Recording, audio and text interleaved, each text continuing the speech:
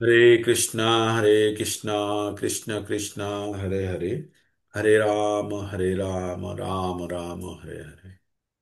ओम नमो भगवते वासुदेवाय।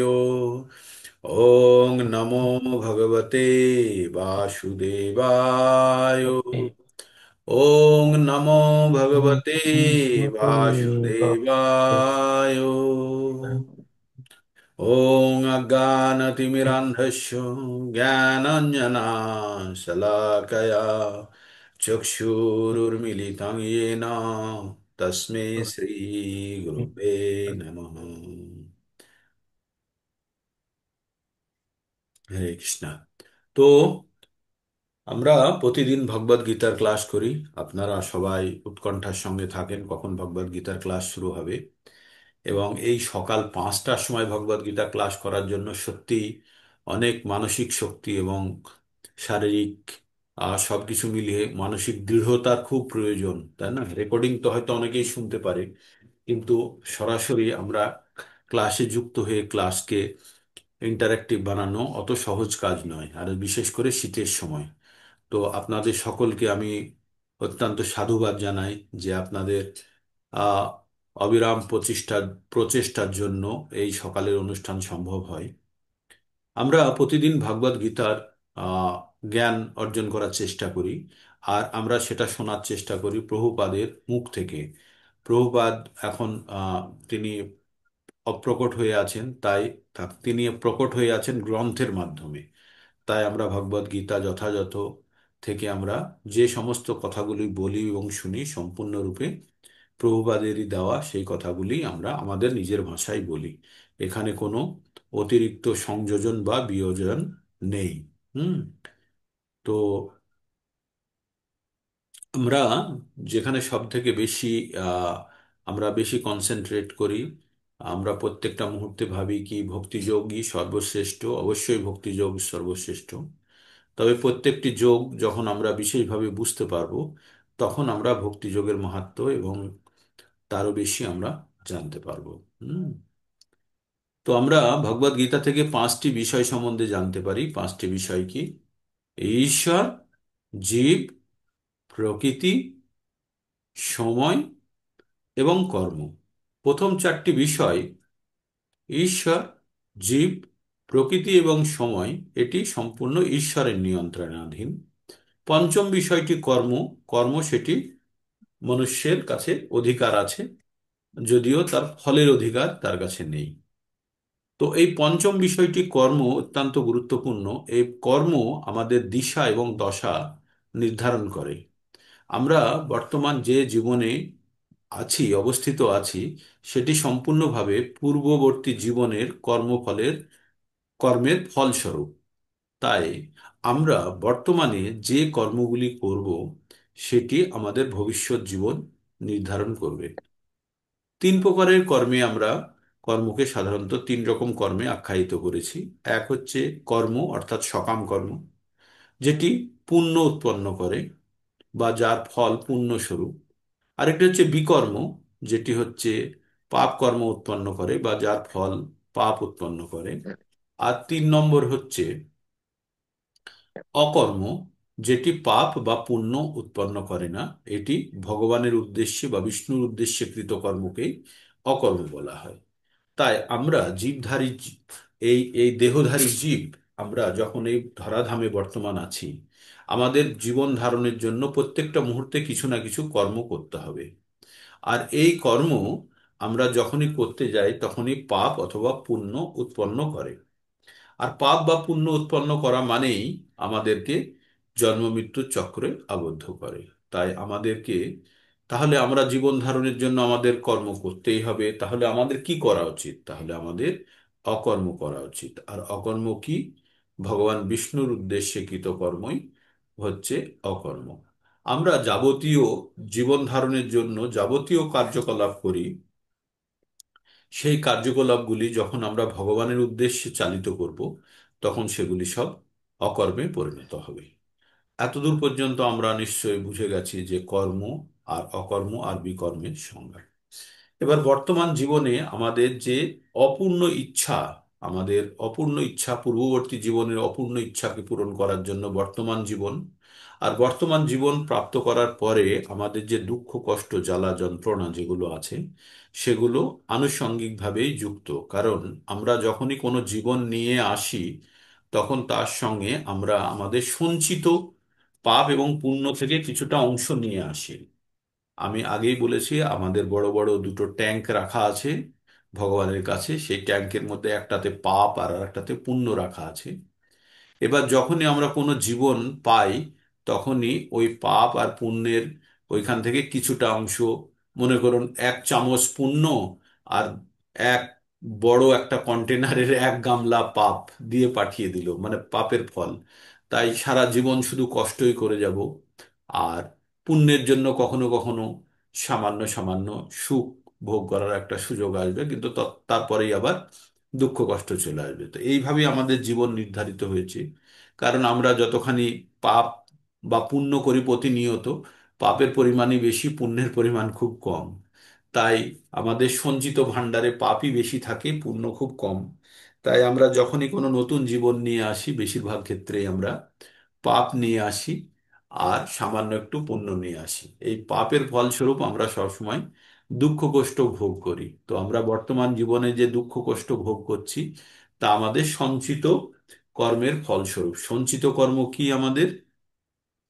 ভগবানের কাছে যে ট্যাঙ্কে রাখা আছে, যে আমাদের জন্ম জন্মান্তর ধরে বিভিন্ন জন্ম ধরে যে আমরা সঞ্চয় করে রেখেছি সেটাকে বলে সঞ্চিত। আর কোনো একটি বিশেষ জীবনে যতখানি আমাদেরকে দিয়ে পাঠায় সেটিকে বলা হয় প্রারব্ধ।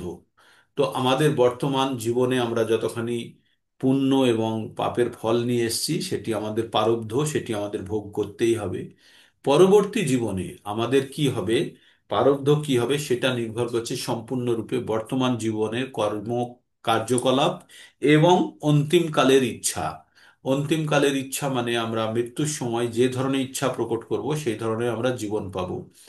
আর এই জীবনে যে কাজ করলাম, যতখানি পুণ্য বা পাপ অর্জন করলাম, সেটি আবার পূর্ববর্তী যে সঞ্চিত আমাদের পাপ আর পুণ্য আছে সেখান থেকে কিছু কিছু দিয়ে আবার আমাদের আর একটি জীবন দিয়ে দেবে। তো এইভাবে আমাদের পাপ পুণ্য আমরা নিয়ে প্রতিবার জন্মগ্রহণ করছি। তাহলে বুঝতে পারছেন যে আমরা জানি না আমাদের ওই ট্যাঙ্কে কতখানি পাপ আর পুণ্য রাখা আছে।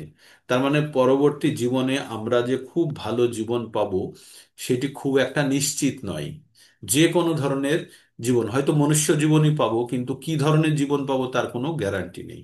তাই ভগবান এখানে একটা জায়গায় বলছে যারা ভগবত ভক্তির পথে এগিয়ে থাকে তাদেরকে মোটামুটি পরবর্তী জীবনে আবার ভক্তি সেই জীবনে, এই জীবনে যতখানি করে রাখলো পরবর্তী জীবনে সেখান থেকে শুরু হয়। এটি 2 নম্বর অধ্যায়ের 40 নম্বর শ্লোকে এটির বর্ণনা করা আছে। নেহাভি ক্রমণাশস্তি প্রত্যব্যায় না বিদ্যতে স্বল্পমপস্য ধর্মস্য ত্রয়াতে মহাত ভয়াত। এখানে দুটো জিনিস বলা আছে, যে ভক্তির পথে সামান্য যদি কেউ অগ্রগতি করে থাকে তার ক্ষয় নেই, এক। আর 2 নম্বর, এই যে ভক্তির পথে অগ্রগতির ফলে সঞ্চিত যে ফল থাকলো সেই ফল তাকে জন্ম মৃত্যুর চক্র থেকে মুক্ত করতে পারে। কিভাবে জন্ম মৃত্যু চক্র থেকে মুক্ত করতে পারে? এই যে সঞ্চিত ফল, যে পরবর্তী জীবনে যতখানি ভক্তি করে রেখেছিল পরবর্তী জীবনে আবার সেখান থেকে ভক্তি শুরু হবে। এইভাবে বারবার জন্মগ্রহণ করে ভক্তি যখন সম্পূর্ণরূপে সে আধ্যাত্মিক অবস্থায় পৌঁছবে তখন সে জন্ম মৃত্যু চক্র থেকে মুক্ত হবে। কিভাবে? পুনরায় জন্মগ্রহণ না করে। তাই ভগবান বিভিন্ন অধ্যায়ে বিভিন্ন শ্লোকের মাধ্যমে পুনরায় কিভাবে জন্মগ্রহণ না হয় তার জন্য বিভিন্ন ব্যাখ্যা দিয়েছেন। আমরা গত ক্লাসেও পড়েছি, প্রতিদিনই আমরা সাধারণত এই কথাগুলো বলি।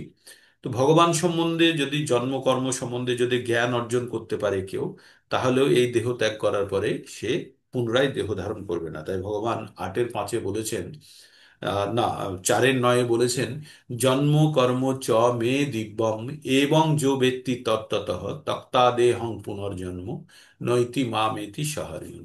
হে অর্জুন, যে ভগবান বলছেন, হে অর্জুন, যে আমার জন্ম এবং কর্ম সম্বন্ধে তত্ত্বগতভাবে জেনে গেছে সে এই দেহত্যাগের পরে পুনরায় এই দেহ ধারণ করে না, বা এই জীব ধারণ, সে কোথায় যায়? ভগবানের আশ্রয় পায়। তাই ভগবান বলছে, আর একটি ফর্মুলা ভগবান বললেন, যে মৃত্যুর সময় যে ভগবানকে স্মরণ করে সেও ভগবানের আশ্রয় পায়। তাই ভগবান বললেন, অন্তকালে চ মামেব শরণ মুক্তা কলেবরম যো প্রয়াতি সা মদ্ভাবম ইয়াতি নাস্তত্র সংশয়। ভগবান বললেন, মৃত্যুর সময় যে ভগবানকে স্মরণ করে দেহত্যাগ করে সে অবশ্যই মৃত্যুর পরে ভগবানের স্বরূপ প্রাপ্ত হয়, ভগবানের ভাব প্রাপ্ত হয়, এবং ভগবানের আশ্রয় পেয়ে যায়। তাকে আর পুনরায় জন্মগ্রহণ করতে হয় না, আর এতে কোনো সন্দেহ নেই। তারপরে ভগবান বললেন, ভগবানের ভক্তি করার কথা বললেন। 9:34 কি বললেন?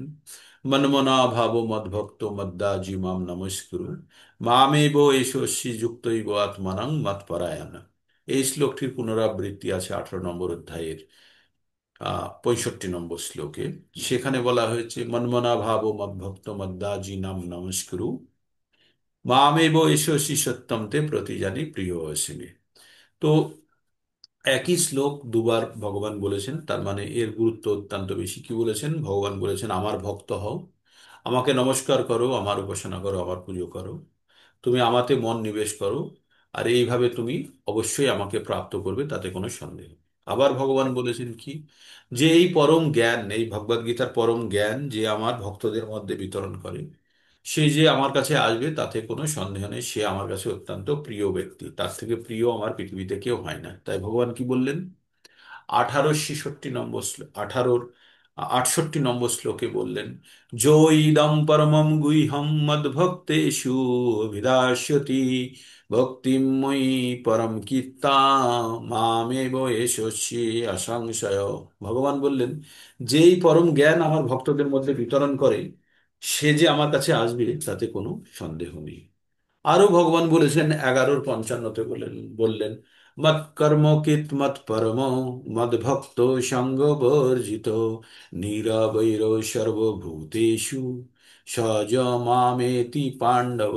ভগবান বললেন, যে আমার জন্য কর্ম করে, যে যে আমাকে জীবনের চরম লক্ষ্য বলে মেনে চলে, যে আমার ভক্ত হয়, যে বাকি ভৌতিক সঙ্গ ত্যাগ করেছে, এবং প্রত্যেকের প্রতি সমভাবা সম্পন্ন, কারোর প্রতি কোনো শত্রু ভাব নেই, এরকম ব্যক্তিও আমার কাছে অবশ্যই আসবে, তাতে কোনো সন্দেহ নেই। তারপরে ভগবান আরো বলেছেন যে প্রকৃতি এবং পুরুষ সম্বন্ধে যে সম্যক জ্ঞান আরোহণ করেছে সেও এই দেহ ত্যাগের পরে আর পুনরায় দেহ ধারণ করতে হয় না। এরকম বিভিন্ন ভাবে ভগবান বলেছে। তো আমরা আমরা এখান থেকে আমরা কি জিনিসটা আমরা নেব? যে ভগবান ভক্তি, ভগবানের জ্ঞান অর্জন, ভগবানের প্রচার, এবং সর্বদা ভগবানের স্মরণে ডুবে থাকা, এটাই হচ্ছে ভগবত ভক্তির লক্ষণ। আর সবথেকে বড় হচ্ছে ভগবানের প্রেমময়ী সেবা। ভগবানের যখন আমরা সেবা করছি, ভক্তির একটা অংশ প্রেমময়ী সেবা। সেটি প্রেমময়ী সেবা হতে হবে, এ নাকি আচ্ছা করে দিলাম, ফর্মালিটিস নয়, সেখানে অন্তর থেকে করতে হবে। তাই চৈতন্য চরিতামৃত যে শ্লোকটি বলা আছে, মধ্যলীলা 19:170, সর্বোপাধি বিনির্মুক্তম সর্বোপাধি বিনির্মুক্তম তৎপরাত্তেন নির্মলং ঋষিকেন ঋষিকেশ সেবনং ভক্তির উচ্যতে। তো আমাদের মনের মধ্যে সম্পূর্ণ অহংকার যতখানি আছে সব নির্মূল করে আমরা যখন নিজেকে, যখনই আমরা অহংকার থেকে মুক্ত হব তখনই আমাদের আত্মা নির্মল হবে। অথবা না হলে আমাদের কি হবে, আমরা যতক্ষণ আমরা এই জড়জগতিক আমাদের অহংকার, মিথ্যা অহংকার নিয়ে বসে থাকবো। মিথ্যা অহংকার কি? আমাদের দেহাত্মবোধ, আমরা শরীর, এই শরীরের নামের অহংকার নিয়ে যারা বসে আছি, তারা প্রত্যেকটা মুহূর্তে আমরা আমাদের হৃদয়কে কলুষিত করে রেখেছি। কারণ আমরা যখনই জানবো আমরা আত্মা, আর আমাদের শরীরটি হচ্ছে পোশাক মাত্র বা বাহন মাত্র, তখনই আমরা আমাদের আত্মাকে পরিষ্কার করতে পারবো। কিন্তু যখনই আমাদের পরিচয় আমাদের দেহগতভাবে হবে, তখন কিন্তু আমাদের আত্মা নির্মল হলো না। তাই ভগবান বলছেন, সর্ব উপাধি বিনির্মুক্তম, মানে সব ধরনের উপাধি থেকে মুক্ত হবে। উপাধি আমাদের কোথায় লেগে আছে? আমাদের এই দৈহিক শরীরে, দেহেতে আছে। তাই দেহের থেকে আমরা যখন দেহাত্মবোধ থেকে আমাদের আত্মত্ব বোধে যাব, যখন আমি নিজে জানবো যে আমি আত্মা আর দেহ একটি পোশাক মাত্র, এ ক্ষণিকের জন্য, তখনই কিন্তু আমরা আমাদের উপাধি থেকে মুক্ত হতে পারবো। তাই বলছে সর্ব উপাধি বিনির্মুক্তম তৎপরাত্তেন নির্মলম, তারপরে কিন্তু আমাদের আত্মাটা নির্মল হবে। ঋষিকেন ঋষিকেশ সেবনাং ভক্তির উচ্চতে।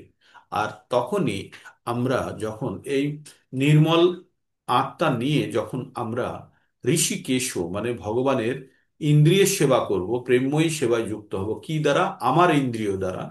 তখন আমরা কিন্তু যে কর্মটি করব সেটি ভক্তি নামে পরিচিত, ভক্তিরও উচ্চতে মানে বলা হয়। তো তাহলে কি দাঁড়ালো শেষ পর্যন্ত? যে ভগবানের ভক্তি করার জন্য আমাদের সব ধরনের উপাধি থেকে মুক্ত হতে হবে। তার মানে পবিত্র আত্মা দিয়ে যখনই আমরা ভগবানের পুজো করতে পারবো, ভক্তি করতে পারবো, ভগবানের সেবা করতে পারবো, তখনই কিন্তু সেটা প্রকৃত ভক্ত রূপে, ভক্তি রূপে প্রতিফলিত হবে। আর যখন মিথ্যা অহংকার বা দেহত্ব বোধ দিয়ে আমরা যখন ভগবানের ভক্তি পুজো করব, তখন কিন্তু সেটি সেই রূপে ভক্তির রূপে পরিচিত হবে না, সেটি সকাম কর্মের রূপ ধারণ করতে পারে। তো এই আমাদের এই জিনিসটা আমাদেরকে বারবার জানতে হবে। তাহলে আমরা যে কর্মের মাধ্যমে আমরা জড়জগতের মধ্যে আটকে আছি, এই জড়জগৎ তো ভালোই, তো এই খাচ্ছি ঘুমোচ্ছি সংসারে আছি, কোনো কষ্ট নেই দুঃখ নেই, এরকম যদি আমাদের ভাবনায় থাকে তাহলে আমরা কিন্তু মূর্খের স্বর্গে আছি। কারণ প্রত্যেকটা মানুষকে জীবনের বিভিন্ন প্রকার কষ্টের মধ্যে যেতে হয়। এই পৃথিবীতে কখনো সুখ খোঁজা খুব একটা বুদ্ধিমানের কাজ হবে না, কারণ পৃথিবীর নাম কি? দুঃখালয়ম অশাশ্বতম। আর এই দুঃখালয়ম অশাশ্বতমে আমরা বারবার ফিরে আসি কিসের জন্য? আমরা আমাদের অপূর্ণ ইচ্ছাকে পূরণ করার জন্য। আর যেই অপূর্ণ ইচ্ছাকে পূরণ করতে আসি, তখনই আমরা এই জন্ম মৃত্যুর চক্রে আবদ্ধ হয়ে যাই। আর জন্ম মৃত্যুর চক্রে আবদ্ধ হলে অসুবিধাটা কোথায়? জন্ম, মৃত্যু, জরা ব্যাধি, এই চার ধরনের সমস্যা। আর তার সঙ্গে আছে আধি আত্মিক, আধি দৈবিক, আর অধি ভৌতিক। পড়োশিতে এসে আপনার ঘরের কাঁচ ভেঙে দিল, রাস্তায় অ্যাক্সিডেন্ট হলো, ঝড় বৃষ্টি হলো, আপনার ভূমিকম্প হলো, ইরাক ইরানের যুদ্ধ, রাশিয়া ইউক্রেন যুদ্ধ, বাংলাদেশ পাকিস্তান, এই সব যুদ্ধ, এগুলো কি এগুলোর জন্য আমি দায়ী? না। তাহলে কিন্তু আমি কেন ভোগ করব কষ্ট? কারণ এগুলো হচ্ছে আদি ভৌতিক। আইলা আসলো, বুলবুল আসলো, ইয়াস আসলো, এসে এই যে ঝড়ে সব কিছু গাছপালা ভেঙে, বাড়ি ঘর ভেঙে নষ্ট করে দিয়ে চলে গেল, প্রচুর মানুষ মারা গেল, এটা কি? এগুলো অতি দৈবিক। রাস্তায় চলতে চলতে পায়ে মচকা লেগে পড়ে গেলাম, মাথা ঘুরে পড়ে গেলাম, শরীর খারাপ করছে, ভালো লাগছে না, বমি বমি করছে, এগুলো কার সঙ্গে? আমার শরীরের সঙ্গে যুক্ত। এগুলো অন্য কেউ ভোগ করবে না। এবার ডাক্তারে বললো হসপিটালে ভর্তি হন, আমাকে বললো ভর্তি হতে, তখন কিন্তু আমি যদি আমার দাদাকে, ভাইকে বা স্ত্রীকে, সন্তানকে বলি যে তুই আমার জন্য গিয়ে ভর্তি হো, হবে না। সেক্ষেত্রে আমাকেই ভর্তি হতে হবে। তো এগুলো হচ্ছে আধি আত্মিক, তার মানে যেগুলো আমার নিজের মন এবং শরীরের সঙ্গে। তো এই সাত প্রকার সমস্যা, জন্মের সময় বাচ্চা প্রথমে কাঁদে, কারণ এত কষ্টের মধ্যে দিয়ে তাকে ভূমিষ্ঠ হতে হয়, সেই জন্য তার মধ্যে কান্না। আর মাতৃ জঠরে 10 মাস মাতৃগর্ভে অন্ধকূপের মধ্যে পড়ে থাকা খুব একটা সহজসাধ্য ব্যাপার নয়। আমরা প্রত্যেকেই সেই কষ্টের মধ্যে দিয়ে এসেছি। তাই পুনরায় যদি আমরা পুনরপি জননম পুনরপি মরণম জননী জঠরে পুনরপি শয়নম ইহা দুস্তারে ইহা সংসারে বহু দুস্তারে পাই মুরারে কৃপা, উম, শেষে ভগবানকে বললো, ভগবান আপনি কৃপা করে আমাকে এখান থেকে উদ্ধার করুন। হ্যাঁ, তো কৃপায় তারে পাই মুরারে, এরকম আছে, হে মুরারি আমাকে এই কষ্টের মধ্যে থেকে জন্ম, তো বারবার আমাদের মাতৃগর্ভে প্রভু जी। জন্মগ্রহণ করা, এটি प्रभु जी তো। कृपया पार पाही मुरारे। আচ্ছা, কৃপায়া पार पाही मुरारे। পাই, পাই মুরারে। তো এই ভগবানের কাছে এই প্রার্থনা যে আমাদের যেন ভগবান আমাদের এই বারবার জন্ম মৃত্যুর চক্রে না আসতে হয়। তাই আমরা ভগবত গীতার জ্ঞানের মাধ্যমে, এগুলো আমরা যখন স্কুলে physics, chemistry, biology, geography, history, political science, geography পড়েছি, ম্যাথমেটিক্স পড়েছি, তখন কিন্তু এই জ্ঞানগুলো পাইনি যে আমি শরীর নয়, আমি আত্মা। আর আত্মার এটি পোশাক মাত্র। আর এই পোশাক একটা নির্দিষ্ট সময় পরে আমরা খুলে ফেলে দেবো। ফেলে আবার নতুন পোশাক ধারণ করব। তো এই জ্ঞানগুলো আমরা কিন্তু কখনোই আমরা স্কুলে পঠনের সময় পাইনি। এবার এইভাবে আমরা ভগবদ গীতার তিনটে অংশে ভাগ করা আছে। 1 থেকে 6 নম্বর পর্যন্ত আছে কর্মযোগ, 7 থেকে 12 পর্যন্ত আছে ভক্তিযোগ, আর 13 থেকে 18 পর্যন্ত আছে জ্ঞান যোগ। তো আমরা আমরা গুটি গুটি পায়ে আমরা কর্মযোগ বিস্তারিতভাবে পড়েছি, আমরা ভক্তি যোগও বিস্তারিতভাবে পড়েছি। আমরা জ্ঞান যোগের প্রথম অধ্যায়ও সম্পন্ন করে ফেলেছি, ফেলে আমরা 14তম অধ্যায়ে প্রবেশ করেছি। জ্ঞান যোগে, এই জ্ঞান যোগের প্রথম অধ্যায় কি ছিল? প্রকৃতি, পুরুষ এবং বিবেক যোগ। হ্যাঁ, তো ওখানে প্রথমেই অর্জুন 6টি প্রশ্ন করেছিলেন 13 নম্বর অধ্যায়ে। কি কি? ক্ষেত্র, ক্ষেত্রজ্ঞ কি, প্রকৃতি, পুরুষ কি, আর জ্ঞান আর জ্ঞেয় কি। এই 6টি বিষয় সম্বন্ধে আপনারা সবাই জানেন। 6টি বিষয় কি কি? ক্ষেত্র, ক্ষেত্রজ্ঞ আপনারা প্রত্যেকে জানেন, যে জানেন না সে হাত তুলুন। ক্ষেত্র, ক্ষেত্রজ্ঞ, জ্ঞান, জ্ঞেয় আর প্রকৃতি, পুরুষ। এই 6টি বিষয় সম্বন্ধে যে জানেন না সে প্লিজ হ্যান্ড রেজ করুন। আমি তার জন্য আবার বলবো, কারণ এই অধ্যায় এই অধ্যায়টি বিনা জেনে পরবর্তী অধ্যায়ে গেলে ঠিক আপনারা আনন্দ ভোগ করতে পারবেন না বা প্রকৃত অর্থ বুঝতে পারবেন না। তাই এই 6টি বিষয় সম্বন্ধে আমাদের জানতে হবে। 6টি বিষয় কি? ক্ষেত্র মানে হচ্ছে আমাদের শরীর, ক্ষেত্রজ্ঞ মানে হচ্ছে আত্মা যে শরীরকে জানে, জ্ঞান এই শরীর আর এই শরীরকে যে জানে তার সম্বন্ধে জানাকে বলে জ্ঞান, আর পুরুষ হচ্ছে ভগবানকে বলছেন ক্ষেত্র, ক্ষেত্রজ্ঞ পুরুষ।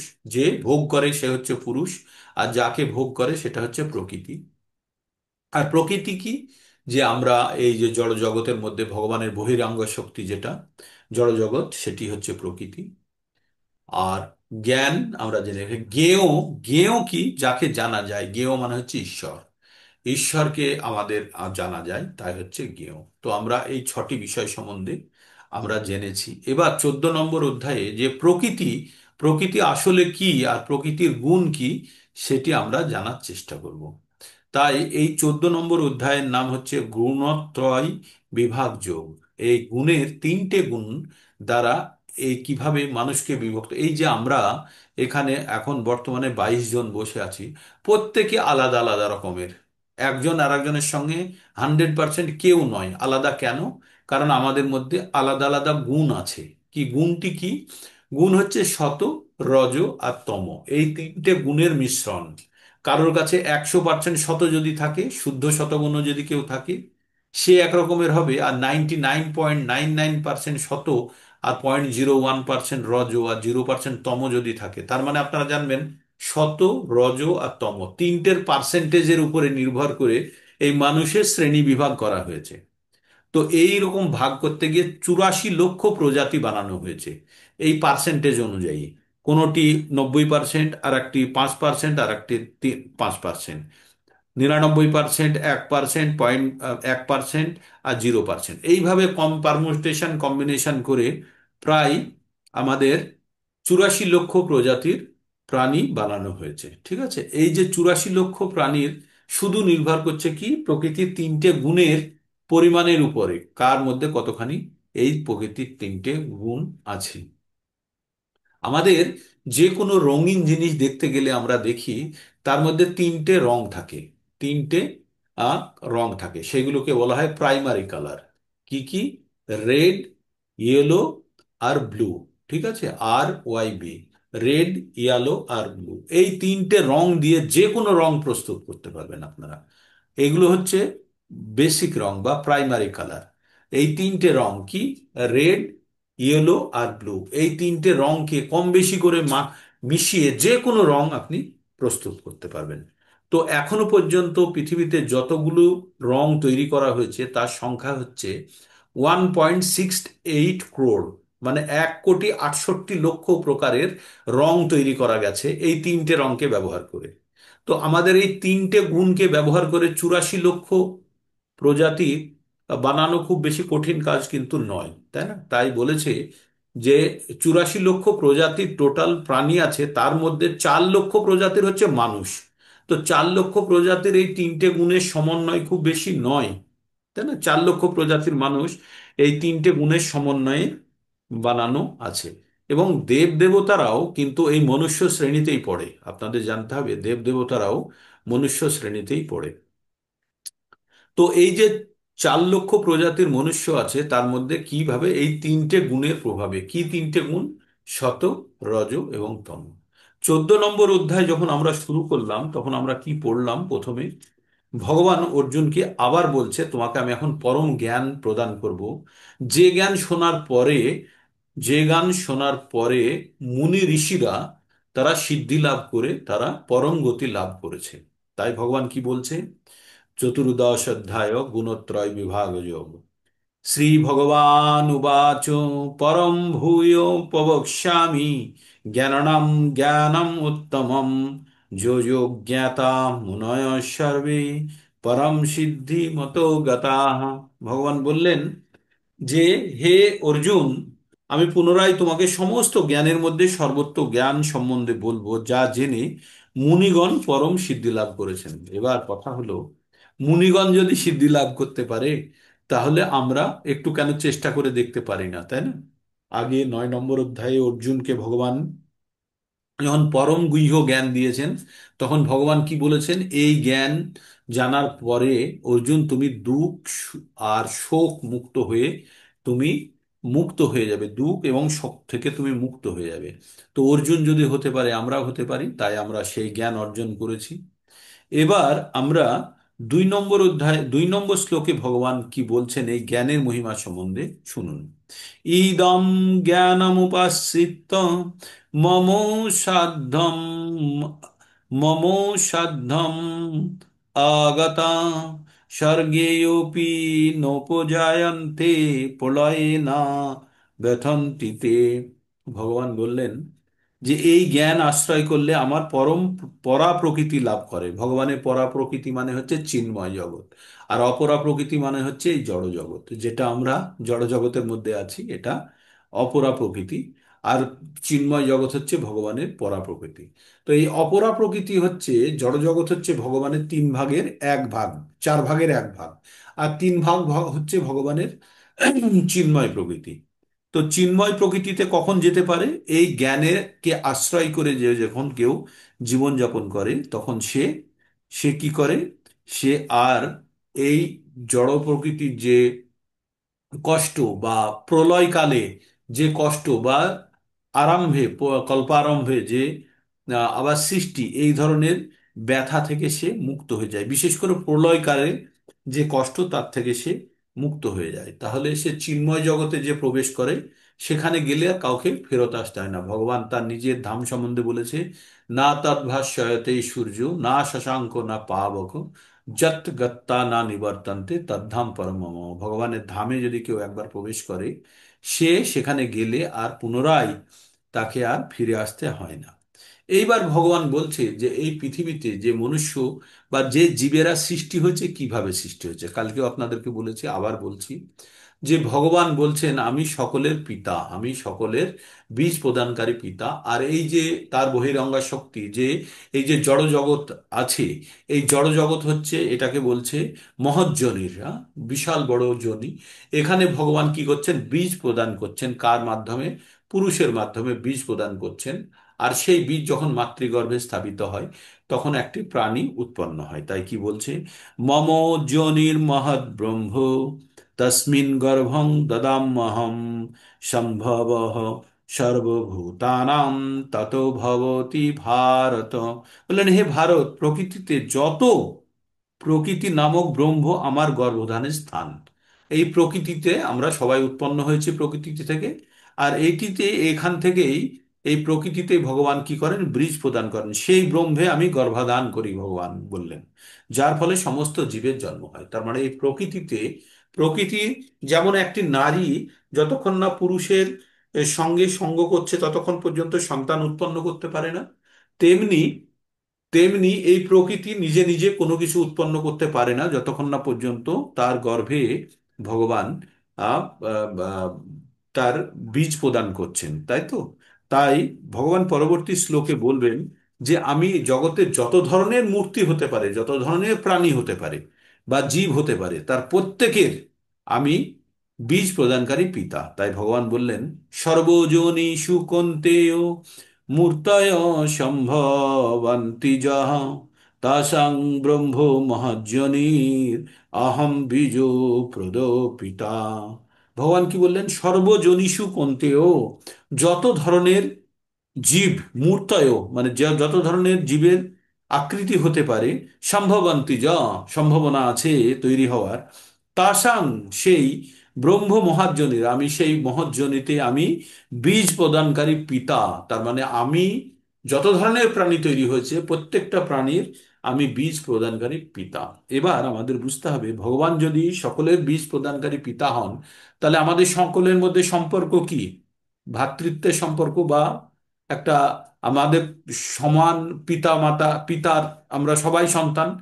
তাহলে গাছপালা পশু পাখি যত কিছু আছে সকলেই কিন্তু আমরা একই অবস্থানে আছি। কি অবস্থান? যে আমরা পরম পিতার সকলেই আমরা সন্তান। তাই কাউকে যদি আমি যদি বঞ্চিত করি, চেষ্টা করি, তাহলে কি আমার পিতা খুশি হবে? আমি যদি একজনকে বঞ্চিত করি বা তাকে হত্যা করি বা আমি যদি তাকে শোষণ করি, তাহলে আমার পিতা কখনোই খুশি হবে না। তাই আমাদের সবসময় সতর্ক থাকতে হবে, প্রত্যেকটা জীব ভগবানের, ঈশ্বরের অংশ এবং ভগবানের সন্তান। এবং প্রত্যেকটা জীবের মধ্যে কি আছে আমরা আগে পড়লাম, আত্মা আছে এবং পরমাত্মা আছে, তাই না? তাহলে সকলকে যখন আমরা সমানভাবে দেখব, প্রত্যেকটা জীবকে যখন সমানভাবে দেখব, তখনই হবে অ্যাকচুয়াল আমাদের পাণ্ডিত্য। এটাই, তারাই হচ্ছে পণ্ডিত, যারা প্রত্যেকটা জীবকে সমানভাবে দেখে। তাই 5 নম্বর অধ্যায়ের 18 নম্বর শ্লোকে আমরা পড়েছি, কি পড়েছি? বিদ্যা বিনয়ে সম্পন্নে ব্রাহ্মণে কবি হস্তিনী, শুনি চৈব সপাকে চ পণ্ডিতাহা সহদর্শিনাম। যে পণ্ডিত, সে কি দেখে? উচ্চকোটির ব্রাহ্মণ, নিম্নকোটির চণ্ডাল, গরু হাতি কুকুর সবাইকে সমান দেখে। কিভাবে দেখে? প্রত্যেকের ভিতরে পরমাত্মা এবং আত্মা বর্তমান, এই অবস্থাকে এইটা দেখে বলেই সে পণ্ডিত। তো আমাদের এই জিনিসটা আরো এখানে আমাদের পরিষ্কার করে দিচ্ছে যে ভগবান প্রত্যেকটা প্রাণীর হৃদয়ে বর্তমান। আগেই বলেছে যে প্রত্যেকটা প্রাণীর হৃদয়ে আমি থাকি। আর তাছাড়াও তিনি বলছেন প্রত্যেকটা প্রাণী আমার বীজ, আমি তাদের বীজ প্রদানকারী পিতা। তাই প্রত্যেকটা জীবই ভগবানের সন্তান।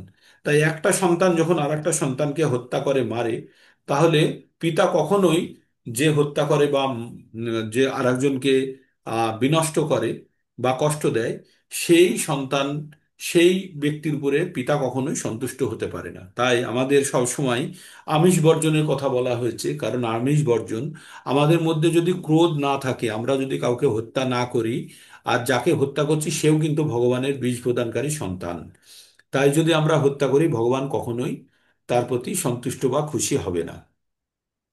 এবার আমরা এই যে সমস্ত কাজগুলো করি, আমরা কিভাবে করি তার জন্য আমরা আগের অধ্যায়ে 22 নম্বর শ্লোকটি আমরা পড়েছিলাম, কালকেও বলেছি। পুরুষঃ প্রকৃতিস্থ হি ভুঙ্ক্তে প্রকৃতি জান গুণান, কারণং গুণ সঙ্গস্য সদ অসজ্জনি জন্মসু। আমরা প্রকৃতিতে থেকে প্রকৃতির কে শোষণ করি বা দহন করি, প্রকৃতি থেকে আমরা বিভিন্ন প্রকৃতিজাত পদার্থ আমরা গ্রহণ করি। আর সেগুলি গ্রহণ করার ফলে কি হয়? আমাদের মধ্যে গুণের সঞ্চার হয়। আমরা যে ধরনের পদার্থ গ্রহণ করি, সেই ধরনের গুণ প্রকৃতি থেকে আমাদের মধ্যে আসে। আর সেই গুণই আমাদের পরবর্তীতে চালনা করে। তাই কি বলেছে? আমরা যে সমস্ত কার্য করি, সে কাজগুলো কিন্তু আমরা প্রকৃতির গুণ দ্বারা চালিত হয়ে করি। কালকে বিস্তারিতভাবে বা পরশু বিস্তারিতভাবে এর করে আলোচনা করেছিলাম যে প্রকৃতির গুণ দ্বারা চালিত হয়ে আমরা কিভাবে যে কোনো কার্য সম্পন্ন করি। আর যারা মূর্খ তারা বলে, যারা অহংকারী তারা বলে আমি করেছি আমি করেছি, কিন্তু প্রকৃতপক্ষে আমি করি না, আমি প্রকৃতির গুণ দ্বারা চালিত হয়ে এই কাজটি আমার দ্বারা সম্পন্ন হয়। কিভাবে তা বলেছে? বলছে প্রকৃতি ক্রিয়া মানানি, মানে প্রকৃতির দ্বারা সমস্ত ক্রিয়া হয়। প্রকৃত ক্রিয়া মানানি গুণে কর্মণি সর্বস্ব, সব কিছু কাজ প্রকৃতির গুণ দ্বারা হচ্ছে। গুণে কর্মাণি সর্বস্ব অহংকার ও বিমূঢ় আত্মা, যে অহংকারী এবং যে বুদ্ধিহীন আত্মা, সে কি বলে? কর্তাহাম ইতি মান্যত, সে নিজেকে কর্তা বলে ভাবে। তাই আমাদের নিজেকে কর্তা বলে ভাবার কিছু নেই, আমরা প্রকৃতির গুণ দ্বারা চালিত হই। তাহলে প্রকৃতির গুণ দ্বারা যখন আমরা চালিত হই, তাহলে প্রকৃতির গুণ থেকে আমরা যদি ভালো কিছু গ্রহণ করি, আমি যে কুকুরটিকে, আমি ভালো কুকুর আছে আমার কাছে, সেই কুকুরটি আমাকে চালনা করবে, তাহলে তার যদি আমরা ভালোভাবে যত্ন করতে পারি, তাহলে সে আমাকে ঠিকমতো রক্ষণাবেক্ষণ করবে। তো তেমনি আমাদের ভিতরে এই তিনটে গুণের লড়াই হয়। তিনটে গুণ কি কি? সত, রজ আর তম। এই তিনটে গুণের লড়াইয়ের ফলে যে গুণ জেতে সে আমাকে চালনা করে। তাহলে আমাদের কাকে শক্তিশালী বানানো উচিত? যে গুণটি ভালো তাকেই আমাদের শক্তিশালী বানানো। তাহলে শতগুণীকে যদি আমরা শক্তিশালী বানাতে চাই, তাহলে শতগুণ কিভাবে শক্তিশালী হবে সেই কাজগুলো আমাদের করা উচিত। শতগুণকে শক্তিশালী করতে গেলে আমাদেরকে আমাদের মধ্যে কিছু কোয়ালিটি বা ব্রাহ্মণিকাল কোয়ালিটি আনতে হবে, ব্রাহ্মণের মতো গুণ আনতে হবে। সেই গুণগুলি কি কি? অন্যের প্রতি হিংসা না করা, মিথ্যা না বলা, ক্রোধ না করা, লোভ না রাখা, লজ্জা, ঘৃণা এগুলো ত্যাগ, বৈষয়িক জিনিসের প্রতি আসক্তিহীনতা, শাস্ত্র অধ্যয়ন বা বিভিন্ন ব্রাহ্মণের কাজ এবং গুণগুলো দিয়েছে। কি বলেছে? সম, দম, তপ, শৌচং। সম মানে নিজের অন্তরেন্দ্রিয়কে দমন করা। সম, দম বহিরঙ্গকে, বহিরাঙ্গা যত আমাদের ইন্দ্রিয়গুলিকে দমন করা। তপস্যা করা। শৌচ, শৌচতা বজায় রাখা। সম, দম, তপ, শৌচম ক্ষান্তির আর্জবম। সরলতা এবং ধৈর্যশীলতা আমাদের মধ্যে আনতে হবে। তারপরে জ্ঞান ও বিজ্ঞান ও আস্তিকম, এই জ্ঞান অর্জন করতে হবে, জ্ঞানের ব্যবহারিক প্রয়োগ করতে হবে, আর ভগবানে বিশ্বাস রাখতে হবে। এগুলো হচ্ছে ব্রাহ্মণের গুণ। তো এই গুণগুলো যখন আমরা নিজেদের মধ্যে যখন উৎপন্ন করার চেষ্টা করব, সেগুলো কিভাবে উৎপন্ন হবে? শতগুণের প্রভাবে। তাহলে শতগুণ আমাদের প্রকৃতি থেকে গুণের প্রভাবটা কিভাবে আসে? আমাদের প্রধান গুণের প্রভাব আসার হচ্ছে, এক নম্বর হচ্ছে খাদ্য, আর দুই নম্বর হচ্ছে সঙ্গ। তো আমরা যে ধরনের খাদ্য গ্রহণ করব সেই ধরনের গুণের উৎপত্তি আমাদের শরীরের মধ্যে হবে। তাই আমাদের সব সময় সতর্ক থাকতে হবে যে আমরা যে আমাদের শরীরের মধ্যে যে গুণের উৎপত্তি হচ্ছে সেই গুণটি কিন্তু আমাদের প্রকৃতিজাত খাদ্যের ফলস্বরূপ। তাই আমাদের মধ্যে যদি রাগ, ক্রোধ, ঘৃণা বা এই ধরনের গুণের উৎপত্তি হয়, এগুলো হচ্ছে কোথায় থেকে আসছে? রজগুণ থেকে, আর রজগুণের খাদ্য থেকে। তো আমরা 17 নম্বর অধ্যায়ে বিশদভাবে পড়ব যে এই তিনটে গুণ কিভাবে, কি কি খাদ্য থেকে কিভাবে আসে। এবার আমরা তিনটে গুণ সম্বন্ধে এবার জানার জন্য 5 নম্বর অধ্যায়ে প্রবেশ, 5 নম্বর শ্লোকে প্রবেশ করছি। সত্যং রজ, সত্যং রজতমস ইতি গুণা প্রকৃতি সম্ভবা নিবদ্ধন্তি মহাবাহু দেহে দেহিন অব্যয়ম। সত্যং রজস্তম ইতি গুণা প্রকৃতি সম্ভবা নিবদ্ধন্তি মহাবাহু দেহে দেহিন অব্যয়ম। ভগবান বললেন, হে মহাবীর, অর্জুনকে বলছে, মহাবাহু মানে মহাবীর, জড় প্রকৃতি থেকে জাত তিনটে গুণ সত, রজ এবং তম, এই তিনটে গুণ দেহের মধ্যে অবস্থিত জীব, অব্যয় জীবকে আবদ্ধ করে। এই যে আমরা দেহের মধ্যে আবদ্ধ হয়ে আছি, তার কারণ কি? এই তিনটে গুণের প্রভাবে। এই তিনটে গুণের, গুণ মানে হচ্ছে দড়ি, জানবে না, রশ্মিকেও গুণ বলা হয়। এই তিনটে গুণের দড়ি দ্বারা আমাদেরকে এই দেহের মধ্যে বেঁধে রাখা আছে। তাই এই তিনটে গুণের দড়িকে যদি আমাদেরকে দুর্বল করতে হয়, তাহলে কি করতে হবে? এই দড়িগুলো শক্ত হয় কিসে? তার উপাদানগুলি কি? রজগুণের, রজ জাতীয় খাবার গ্রহণ করলে রজগুণের দড়িটি শক্ত হয়। সতর খেলে সতর, আর তম জাতীয় খাবার, তামসিক খাদ্য গ্রহণ করলে তমগুণের দড়িটি শক্ত হয়। তো এইভাবে আমাদের এই দড়িগুলোকে কাটতে হবে। কিভাবে? দেহের থেকে আবদ্ধ অবস্থা থেকে মুক্ত হতে হলে আমাদের কি করতে হবে? এই দড়ির বন্ধন থেকে বেরোতে হবে, এই গুণের বন্ধন থেকে বেরোতে হবে। এই গুণের বন্ধন থেকে বেরোনোর অবস্থাকে বলা হয় গুণাতীত। এই গুণের, তো গুণাতীত হওয়ার পূর্বে সর্বপ্রথম আমাদের শতগুণে যেতে হবে। শতগুণের পরেই কিন্তু আমরা গুণাতীত অবস্থাতে যেতে পারি। তাই শতগুণে যেতে গেলে আমাদের সাত্বিক আহার, সাত্বিক সঙ্গ, সাত্বিক কর্মগুলি করতে হবে। তবেই কিন্তু আমরা রজ এবং তমগুণ থেকে আমরা উদ্ধার হব। কারণ রজ এবং তম তখনই দুর্বল হবে যখন তাদের খাদ্য আমরা পর্যাপ্ত পরিমাণে দেব না, বা সর্বদা আমরা শতগুণে থাকার চেষ্টা করব।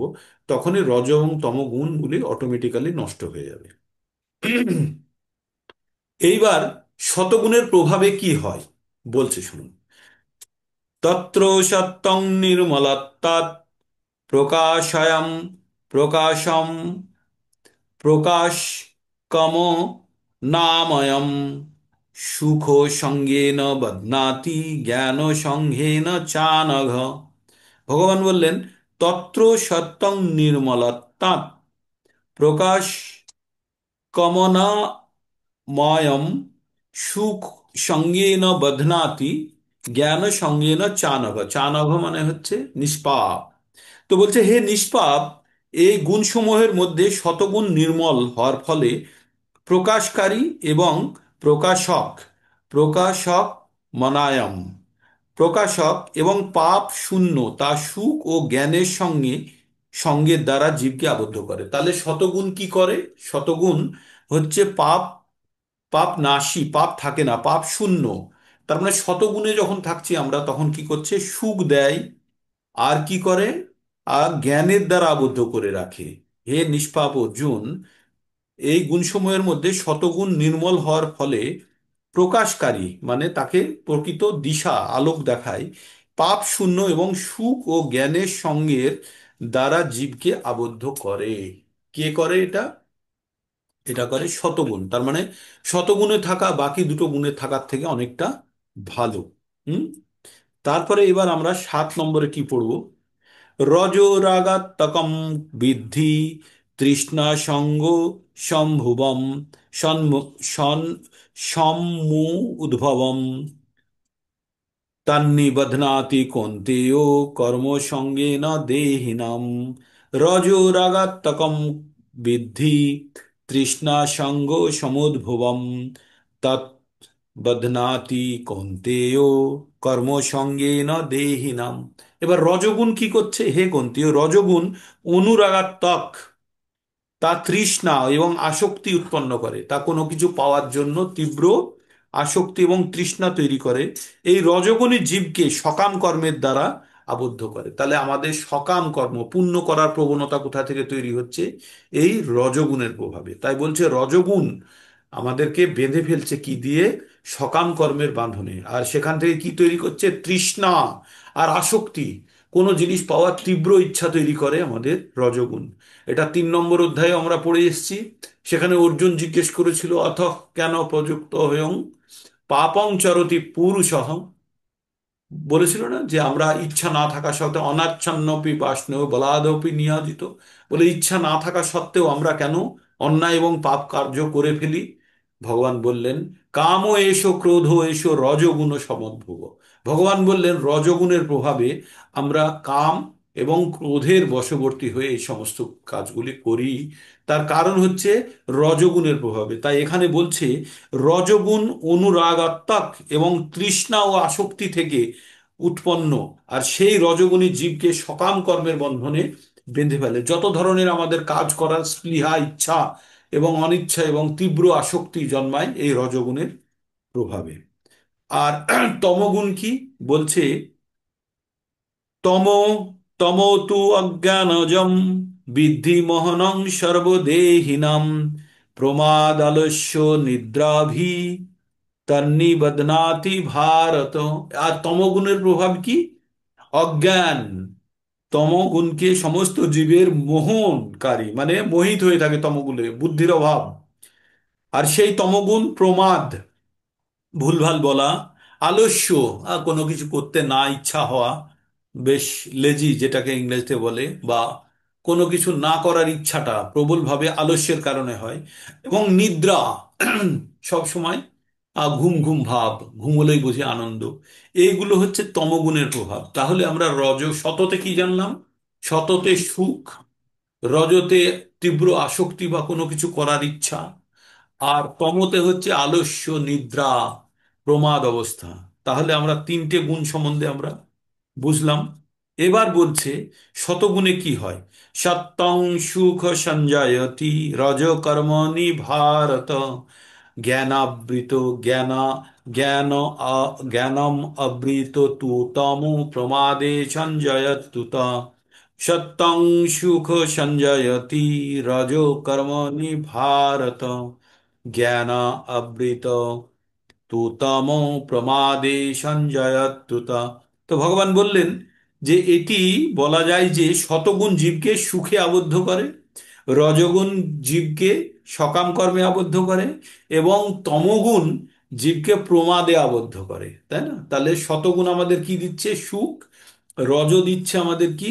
প্রচণ্ড কর্ম করার স্পৃহা এবং সকাম কর্মে আবদ্ধ করছে, আর তম আমাদের প্রমাদে বা নিদ্রাতে আবদ্ধ করছে। এইবার 10 নম্বরে খুব যেটা প্রধানের কথা বলি আমরা, সেটা এখানে বলছে, রজস্তম রজস্তমশ্চাই রম রজতমশ্চ অভিভূয় সত্যম ভবতি ভারত, রজস্তসত্যং তমশ্চৈব তমসত্যং রজস্তথা। এখানে তিনটে গুণ কি কি কম্বিনেশন হতে পারে?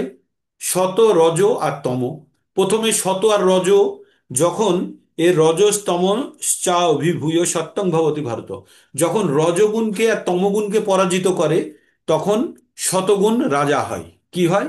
যখন তম আর রজকে যখন পরাজিত করে তখন শতগুণে থাকে সেই ব্যক্তি। যখন রজ এবং তমকে, রজ যখন তম এবং শতকে পরাজিত করে, কে? রজ, তখন রজ রাজা হয়। আর যখন তম এবং শতকে পরাজিত করে তখন রজ রাজা হয়। আর যখন তম রাজা হয় তখন শত এবং রজকে পরাজিত করে। তার মানে শত, তম, রজ তিনজনের মধ্যে লড়াইয়ে যে জিতছে সে অন্য দুজনকে পরাজিত করলো। এই অবস্থাতে সে কিন্তু তাকে চালনা করবে। তাই বলছে, হে ভারত, কখনো রজ ও তমগুণকে পরাভূত করে শতগুণ প্রবল হয়, কখনো শততমকে পরাভূত করে রজ প্রবল হয়, আবার সেইভাবে কখনো শত এবং রজকে পরাভূত করে তম প্রবল হয়। তার মানে A B C, A R B কে যখন হারাচ্ছে তখন সি জিতছে, এ যখন বি আর সি কে হারাচ্ছে তখন এ জিতছে, আর যখন বি সি আর এ কে হারাচ্ছে তখন বি জিতছে। তো এইভাবে শত, রজ তিনটে গুণ আমাদের নিজেদের মধ্যে সবসময় লড়াই করে, করে যে জেতে সে তাকে পরিচালনা করে। তো আমরা প্রধান বলি, প্রধান মানে হচ্ছে এই তিনটে গুণের মধ্যে লড়াইয়ে যে জিতলো, জিতে যে আমাকে পরিচালনা করবে সেটি হচ্ছে প্রধান। আমরা কোথায় পড়েছিলাম? 24টি তত্ত্বের মধ্যে পড়েছিলাম না? প্রধান, মন, বুদ্ধি, অহংকার আর প্রধান। তো এই হচ্ছে সেই প্রধান, তিনটে গুণের ফল। তার মানে যারা যে ধরনের কাজ করছে সে তার গুণের প্রভাবের ফলে করছে। আর এই গুণের উৎপত্তি হচ্ছে প্রকৃতিজাত খাদ্যবস্তু গ্রহণ করার ফলে। ঠিক। এইবার 11 নম্বরে পড়ব যে শতগুণের প্রভাবে কি হয়। সর্বদারেষু দেহে অস্মিন প্রকাশ উপজায়তে, জ্ঞানং যদা তদা বিদ্যাৎ বিবদ্ধি বিবৃদ্ধং সত্যমিত্যতে। সর্বদারেষু দেহেনস্মিন প্রকাশ উপজায়তে, জ্ঞানং যদা তথা বিদ্যাৎ বিবিধম সত্যম উত্ততে। তো ভগবান বললেন, ইতি উত্তত সত্যম, ইতি উত্তত। তো ভগবান কি বললেন? এক, এই দেহের মধ্যে সবকটি দ্বারে জ্ঞানের প্রকাশ হয় তখন সে শতগুণ বর্ধিত হয়েছে, জানবে। আমাদের কতগুলো দ্বার আছে দেহে? আমাদের 9টি দ্বার আছে, হ্যাঁ। তো যখন প্রত্যেকটা দ্বারে জ্ঞানের প্রকাশ হবে তখন জানবেন সে শতগুণে আছে। তার চোখ, মুখ, বলা, ভাব, ভঙ্গি সব কিছু, তার কার্যকলাপ সব কিছু যখন শতগুণে থাকবে, সেটি তার বিভিন্ন ধরনের আহ প্রকাশিত হবে, মানে সে আলোকিত অবস্থায় থাকবে। সে শতগুণ দ্বারা সবকিছুই সে শতগুণের দ্বারা চালিত হয়ে তার বিভিন্ন এই দ্বারগুলোও আলোকিত হবে। তাই আমাদের 9টি দ্বার বলছে, 2টি চক্ষু, 2টি কর্ণ, মানে আমরা শতগুণের কথা শুনতেই ভালোবাসবো, শতগুণের জিনিস দেখতেই ভালোবাসবো। তারপরে 2টি নাসারন্ধ্র, আমরা নাকের ছিদ্র দিয়ে আমরা কি ভগবানেরই কথাই জ্ঞান বা ঘ্রাণ পাওয়ার চেষ্টা করব। মুখ দিয়ে আমরা কি করব? ভগবানের প্রসাদী গ্রহণ করব। এবং উপস্থ পায়ু, আর বাকি 2টো দ্বারের কথাও বলেছি। যখন প্রতিটি দ্বারে শতগুণের বিকাশ হয় তখন বুঝতে হবে সেই মানুষ শতগুণে অধিষ্ঠিত হয়ে আছেন। শতগুণে অধিষ্ঠিত হলে যথাযথভাবে দর্শন করা যায়, যথাযথভাবে শ্রবণ করা যায়, যথাযথভাবে স্বাদ গ্রহণ করা যায়। মানুষ অন্তরে এবং বাইরে নির্মল হয়। প্রতিটি দ্বারেই তখন সুখের লক্ষণ প্রকাশিত হয়, এটি হচ্ছে সাত্ত্বিক অবস্থা। তারপরের শ্লোকটি পড়ব। লোভ প্রবৃত্তি রারম্ভ কর্ম নাশনম স্পৃহা রজস্যেত রজস্যেত্তানি জায়তে বিদ্ধ বিবদ্ধে ভারতর্ষভা। লোভ প্রবৃত্তি আরম্ভ কর্ম নাম অসম স্পৃহা রজসী এতানি জায়ন্তে বিবিধে ভারতর্ষভা। তো ভগবান কি বললেন, হে ভারতবর্ষ, রজগুণ বর্ধিত হলে লোভ বৃদ্ধি পায়। লোভ প্রবৃত্তি, কর্মে উদ্যম এবং দুর্দমনীয় ইচ্ছা স্পৃহা তৈরি হয়, যে সব কিছু এই করে ফেলবো, সেই করে ফেলবো, ভেঙে ফেলবো, তৈরি করে ফেলবো। এই যে স্পৃহা, এটি রজগুণ থেকে আসে। হ্যাঁ, এটি রজগুণ থেকে আসে। আর 13 নম্বরে কি বলছে, অপ্রকাশ অপবৃত্তি চ প্রমাদ মোহ এব চ তমসেতানি জায়ন্তে বিবিধে ক্রু নন্দন। ভগবান বললেন যে যারা তমগুণে বর্ধিত হলে অন্ধকার, অজ্ঞানতার অন্ধকার, নিষ্ক্রিয়তা, কোনো কাজ করতে ইচ্ছে না করা, প্রমাদ, ভুলভাল বকা এবং মোহ উৎপন্ন হয়, এই তিনটে গুণের প্রভাব পর্যন্ত আজকে থাকবে 13 নম্বর পর্যন্ত। ঠিক আছে? তো এই তিনটে গুণের প্রভাব নিয়ে এই ছোট চ্যাপ্টার, আর হয়তো কিছুগুলি 10টা 12টা আছে। তো কিভাবে তিনটে গুণ মানুষের মধ্যে ছোট ছোট করে বিভিন্ন রকমের প্রকাশ হয়, এটি 17 নম্বর অধ্যায়ের, এটির আরো বিস্তারিত পড়ব। কিন্তু এখানেও কম দেওয়া নেই, এটাও তিনটে গুণের খুব সুন্দরভাবে বলা হয়েছে। এবার শত রজ তম তিনটে গুণে কে কোন গুণে অবস্থায় মরলে তাদের কি গতি হয়, সেগুলো পরবর্তীতে বলবে। 14, 15, 16, 17 থেকে 18 পর্যন্ত বলবে যে যে যে গুণে থেকে মৃত্যুবরণ করে তার গতি কি হয়, সেগুলো আমরা পরে জানবো। তাহলে এতক্ষণ পর্যন্ত আমরা মোটামুটি এই তিনটে গুণের প্রভাব সম্বন্ধে বুঝতে পারলেন, তিনটে গুণ কি কি ভাবে হয়। এবার এই তিনটে গুণ কিভাবে উৎপত্তি হয়, সেটাও কিন্তু আমরা পরবর্তীতে জানবো, তবে এই চ্যাপ্টারে নয়, 17 নম্বর চ্যাপ্টারে জানবো। হ্যাঁ, এই তিনটে গুণ কিভাবে উৎপত্তি হয়। তাহলে তিনটে গুণের প্রভাব আপনারা বুঝতে পারলেন, শত রজ আর তম তিনটে প্রকৃতির তিনটে গুণ কিভাবে মানুষ্যকে, মানে আমরা যত কিছু করছি সেই তিনটে গুণের দ্বারাই আমরা করছি। ঠিক? আর তিনটে গুণ কিভাবে উৎপন্ন হচ্ছে, তিনটে গুণ আমাদের কিভাবে চালনা করছে, আর তিনটে গুণের মধ্যে লড়াই করে যে জিতছে সে আমাদের প্রকৃতপক্ষে চালনা করে। প্রধান। এতর মতো বোঝা যাচ্ছে না, বোঝা যাচ্ছে না, বোঝা যাচ্ছে তো?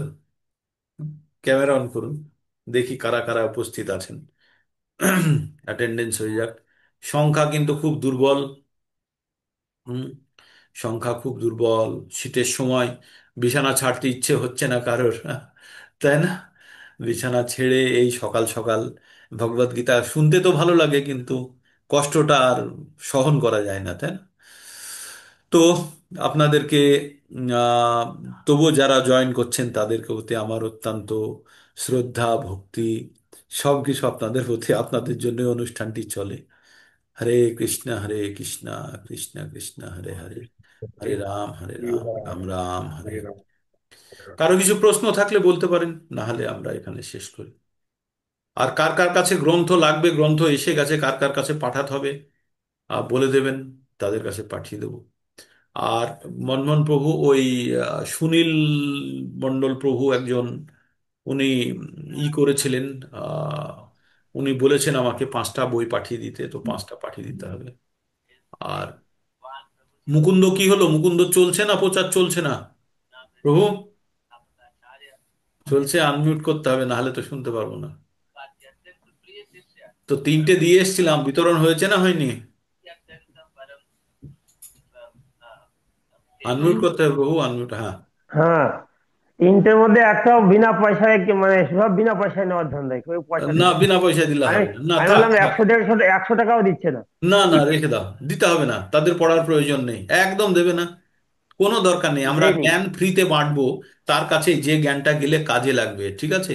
প্রকৃত অর্থে সে উন্নত যদি, দেবে। তাহলে তাকে তুমি দিতে পারো, ঠিক আছে। তাকে বলতে হবে, তুই প্রতিদিন মালা জপ করছিস কিনা আমাকে দেখা, শোনা, তুই আমার বাড়িতে এসে জপ কর। করবে না, করবে না। তাহলে দেবে না, একদম দরকার নেই, তাকে কোনো দরকার নেই। বা লাল কাপড়ে বেঁধে তুলে রাখার জন্য নয়, আমরা তাকেই দেবো যে প্রকৃত অর্থে ভক্তি করবে। হ্যাঁ, যার কাছে টাকা নেই, যার কাছে প্রকৃত ভক্তি করতে চায়, তাকে একটা জায়গায় দুটো প্রয়োজন হলে দেবো। কিন্তু যারা ওই ঘরে টাঙিয়ে রাখবে বা তুলে রাখবে, তার মূল্য দেবে না। ঠিক আছে?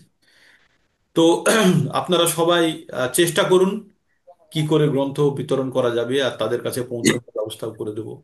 যারা যারা অর্ডার করেছেন বা মনমোহন প্রভুকে টাকা দিয়েছেন, গ্রন্থ তো এসে গেছে, এবার বিতরণের কষ্ট। তাহলে আমরা একদিন আমরা শিয়ালদা চত্বরে একদিন 4-5 জন মিলে একটা ক্যাম্পিং করি, কিছু অন্তত 20-25টা তো বিতরণ করাই যাবে আরামসে, তাই না? কম বেশি যাই হোক। আর একদিন সেক্টর 5-এ, একদিন এতে। আর যদি হাওড়া স্টেশনের বাইরে যদি বলেন, হাওড়ার দিকে যারা আছেন মাতাজি প্রভুজিরা, তারা যদি বলেন সঙ্গ দেবো, তাহলেও আমরা সেখানেও চলে আসতে পারি, দিয়ে আমরা একটু বিতরণের চেষ্টা করি, তাই না? হরে কৃষ্ণ কৃষ্ণ কৃষ্ণ হরে হরে, হরে রাম রাম রাম হরে। রবিবারের কথা বলে দিই প্রভুজি। রবিবারের দিন কোন কোনগুলো হবে রবিবারের দিন আপনাদেরকে পড়তে বলা হচ্ছে? ত্রয়োদশ অধ্যায় 8, 9, 10, 11, 12, এই ত্রয়োদশ পাঁচটা। অধ্যায়ের দুটো সেকশন আছে, একটা হচ্ছে 22 থেকে 27, আর একটা হচ্ছে 8 থেকে 13 পর্যন্ত। তো মনমোহন প্রভু 8 থেকে 13-র জন্যই বলেছে। আমি 22 থেকে 27ও বলেছিলাম, 22 থেকে 27টাও খুব গুরুত্বপূর্ণ, দুটো ব্যাচ বলেছিলাম, কিন্তু না, প্রথমে আপনারা ওই 8 থেকে 13 পর্যন্ত প্রস্তুত হন। 5 মিনিট 7 মিনিটের লেকচার প্রস্তুত করুন রোববারের দিন। কিন্তু যারা যারা এবার বলেননি, আগের দুটো লেকচারে যারা বলেননি, তাদের কিন্তু বলার জন্য প্রস্তুত থাকতে হবে, ঠিক আছে? আর এটা কিন্তু করতেই হবে, এই এক্সারসাইজ না করলে আমাদের জ্ঞান পুষ্ট হবে না, ঠিক? প্রভু প্রভুজি, বলুন মাতাজি। বলছি আমি 12 অধ্যায়টা তো করিনি, আমি 12 অধ্যায়ের 8 থেকে 12টা বলতে চাই, 13টা তো আমি ওই দিন বলেছি। ঠিক আছে, ঠিক আছে, তাই বলবেন আপনি। 8 থেকে 12ই বলবেন, 12 নম্বর অধ্যায়ের, ঠিক আছে? 12 নম্বর অধ্যায়টু অত্যন্ত গুরুত্বপূর্ণ, এই অংশটি আপনি বলবেন, ঠিক আছে? আপনার জন্য ওই জায়গাটা ব্লক থাকলো। আর বাকিরা কিন্তু প্রস্তুত হবেন 8 থেকে 13 পর্যন্ত। 13 নম্বর অধ্যায়ের 8 থেকে 13 রোববারের দিন বলতে হবে কিন্তু। যারা যারা বলেননি তারা বিশেষভাবে মনে রাখবেন, তাদেরকে বলতেই হবে। কে কে বলেননি মনে পড়ছে তো? তারা দেখে রাখবেন কে কে বলেননি, তাদের বলতে হবে। হরে কৃষ্ণা। এখানে শেষ করি আজ।